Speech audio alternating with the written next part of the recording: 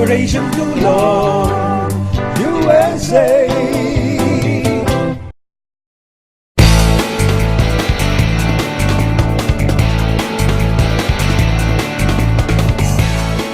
And you're on. Maraming salamat mga ka-Pilipino at mga ka-OFW. Mula sa ating studio dito sa Los Angeles, California, United States of America, isi-switch po kayo sa Las Vegas na kung saan ay kakaugnayan natin si Lali, isang singer, at bahagi ng paglilingkod na pambayan ng ating himpilan ay nais kong ipaabot sa inyo kung ano ang talagang nangyari dun sa di umano ay pang-aapi ng isang namamahala sa Harrah's Hotel. Ang ating kakausapin ay si Lali, the singer. Lali, welcome sa paglilingkod ng pambayan ng Utusan.tv. Hello? Hi, Kuya Manny. Kamusta po? Ako ko kumusta sa iyo kung ano ang iyong kalagayan. Nasaan ka ngayon? Nasa Harrah's Hotel pa rin? Yeah, nasa Harrah's. I'm just, because I'm diabetic, I'm just trying to catch gas kasi nga sa incident na nangyari kahapon medyo na-trauma yun. Pwede bang ikwento mo sa amin ang nangyari kahapon na di umano ay naging dahilan para ikaw ay ma-paramedic at madala sa emergency? Yeah, it's really actually very simple. It just got out of hand kasi we were staying in at Harrah's, and your partner, Marvin, who I also work with, we're having some meetings outside of the hotel. Mm-hmm. And then he just extended his stay for one day. Mm-hmm. Okay? So the next day, they went to the meetings. I was so good, so I stayed in the room. I was just resting, nothing bad. And then around 11 or 12, we were told that we needed to extend our stay. And said, I thought I heard him do that already. But he's out of the office. He's making presentations. Phone is not available, but he will be back soon. Since my name was not on the guest list, I didn't think it was a big deal. But I told them that he was coming back, and I also heard him having a conversation with them the previous night, saying that he was going to stay one more day. Mm-hmm. So, bumaba ako sandali because, I left my purse and my phone doon naman sa kotse nila, so wala akong access sa telepono. Mm-hmm. So, bumaba ako sandali. I was trying to get a hold of him. Bandang hapon na. When I got back to the room, yung sinabihan yung isang kasama natin na you have to pack your bags because you're gonna be escorted with security. Mm-hmm. You have to vacate the room. Okay. Okay, so I mean, hindi wala ngayon ako magawa kasi masama nga ng pakiramdam ko. The reason why I stayed, I wanted to rest. Takbo na naman ako sa takbo ako sa VIP room, sa section. So I tried to talk to them and tell them, ano ba ang problema? Bakit? I know for a fact that he already extended the stay for one more day. Ano ba ang problema? Well, one of them would have to be physically here, which, I respect. I was not on the list of the guests.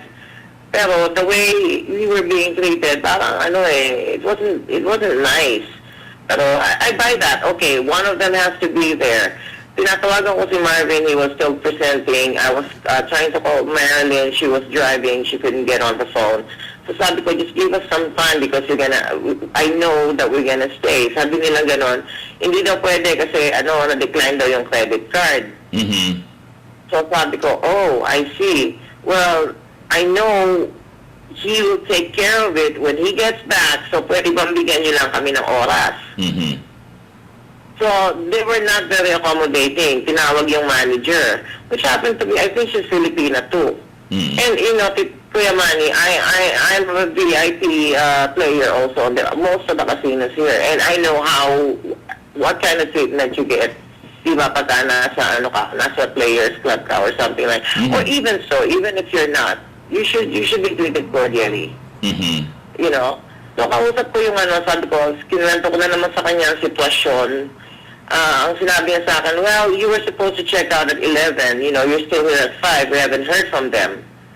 Sabi ko, I know because he's in a meeting. I'm trying to get a hold of him. I told him, nakikiusap lang ako doon sa inyong information desk kasi you wouldn't even let me make a phone call here to call him. Mhm. But I can promise you that it will be rectified. If I use a different credit card number, will that be okay? Hindi din daw pwede. One of them would have to be here. Okay, so can you wait? Can you wait for just, a couple of hours? So sabi, okay, the most we can give you is an hour. Sabi niya, gano'n, ano. Tapos takbo ko, hinahanap ko nga si Marvin. I got a hold of him. Tapos, sabi ko, Marvin, you better talk to them para hindi na magkaroon ng problema. Kinuusap naman ni Marvin. So nagtataka sila, bakit daw nag-decline yung credit card? So they started to get rude. Nag-three-way si Marvin, tsaka yung asawa niya. And before this happened, ako naman natataranta because I wanted to get the stuff out of the room dahil ipapadlock daw yung room at ilalagay sa closet ang gamit namin. Okay. Ilang kaming nalilito nag-i-stay sa hotel. Ilan ba kami? 6 yata kami. Wala akong katulong. So nagsiset yung panic, yung galit, yung inis ko, lahat na, naog ako sa mga kwarto.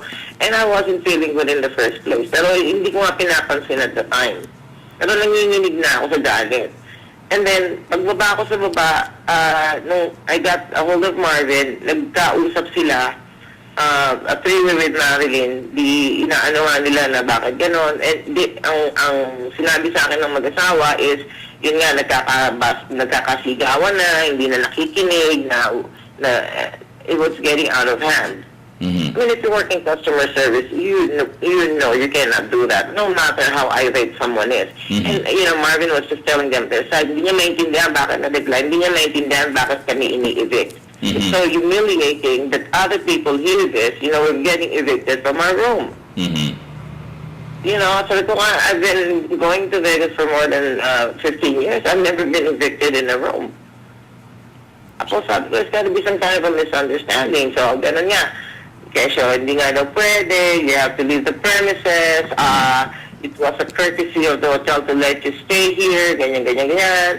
Tapos, nung sabi sa akin, paglabas nung manager na nakausap niya si Marvin tsaka yung asawa ni Marvin, sinabi sa akin, why don't you wait for in-instruct ako mag-antay doon sa front desk abang ko doon yung manager doon. Sabi ko, okay, siguro nagkakaayos na. Pagdating ko doon, pinagantay din ako sandali. Tapos sabi sa akin, well, these are your options. Sabi sa akin ganon. You can get your stuff and leave the room right now because it's going to be padlocked and security is going to be there.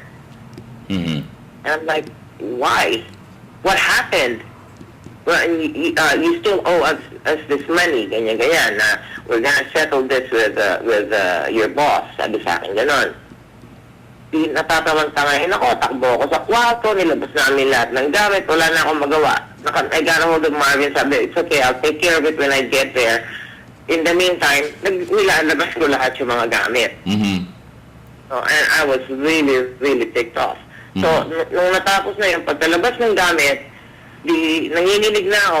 I was feeling worse and worse and worse because the panic was setting in. I'm not used to being treated that way to begin with. Tapos, ang konti, sila Marvin, they had to cancel their investment meetings. Bumalik sila sa kwarto. Pagbalik sa kwarto, sinabi sa akin, ayos na daw. At paano naayos? They made a mistake in inputting the credit card number. They transposed it.